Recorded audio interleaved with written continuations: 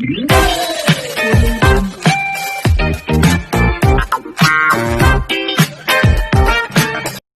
सभी को, मैं मत्तू केवट।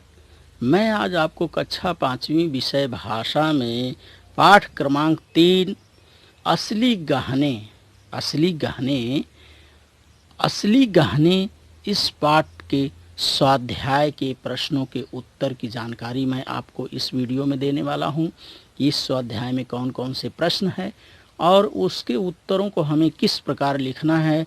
तो देखिए, इसमें पहला प्रश्न है, एक वाक्य में उत्तर लिखो।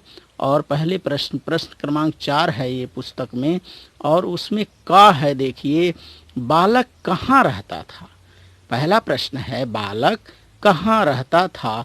तो इसका उत्तर है बच्चों, बालक वीर सिंह नाम के गांव में रहता था। बालक वीर सिंह नाम के गांव में रहता था। इसके बाद दूसरा प्रश्न है इसमें ख, गांव की अधिकांश औरतें किस प्रकार सुसज्जित होकर बारात देखने गई थीं।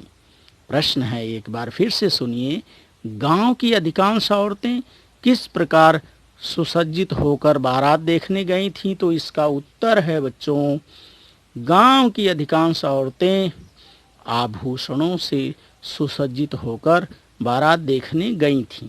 गांव की अधिकांश औरतें आभूषणों से सुसज्जित होकर बारात देखने गई थीं। ग है तीसरा प्रश्न है, ग बालक की क्या इच्छा थी।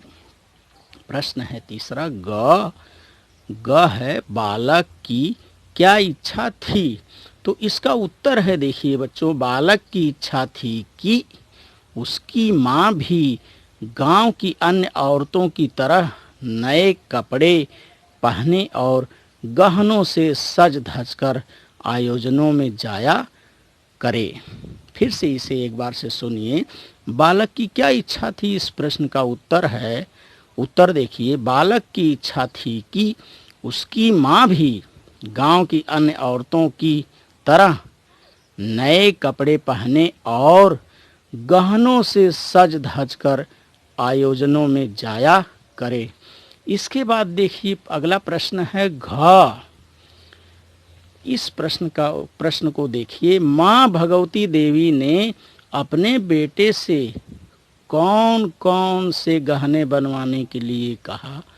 इस प्रश्न को फिर से देखिए, माँ भगवती ने अपने बेटे से कौन कौन से गहने बनवाने के लिए कहा। तो इस प्रश्न का उत्तर देखिए, माँ भगवती देवी ने अपने बेटे से 3 गहने बनवाने के लिए कहा।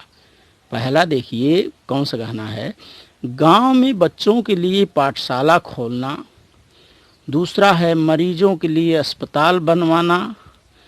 और तीसरा है गरीबों अनाथों के लिए अनाथ आश्रम का निर्माण करना। यह 3 गहने उसने अपने बेटे से बनवाने के लिए कहा। इस प्रश्न को फिर से आप एक बार देखिए कि माँ भगवती देवी ने अपने बेटे से कौन कौन से गहने बनवाने के लिए कहा। इस प्रश्न का उत्तर है, देखिए, माँ भगवती देवी ने अपने बेटे से 3 गहने बनवाने के लिए कहा। पहला गहना है गांव में बच्चों के लिए पाठशाला खोलना। दूसरा मरीजों के लिए अस्पताल बनाना। और तीसरा है गरीब अनाथों के लिए अनाथ आश्रम का निर्माण करना। इसके बाद अगला प्रश्न है, देखिए, अगला प्रश्न है, देखिए, अंगा, वह बालक किस नाम से प्रसिद्ध हुआ। वह बालक किस नाम से प्रसिद्ध हुआ। तो इस प्रश्न का उत्तर है, देखिए, वह बालक आगे चलकर ईश्वर चंद विद्यासागर के नाम से प्रसिद्ध हुआ। प्रश्न फिर से सुनिए, वह बालक किस नाम से प्रसिद्ध हुआ। इस प्रश्न का उत्तर है, वह बालक आगे चलकर ईश्वर चंद विद्यासागर के नाम से प्रसिद्ध हुआ। तो इस तरह से यह पाठ क्रमांक 3 असली गहनों के स्वाध्याय का प्रश्नोत्तर है।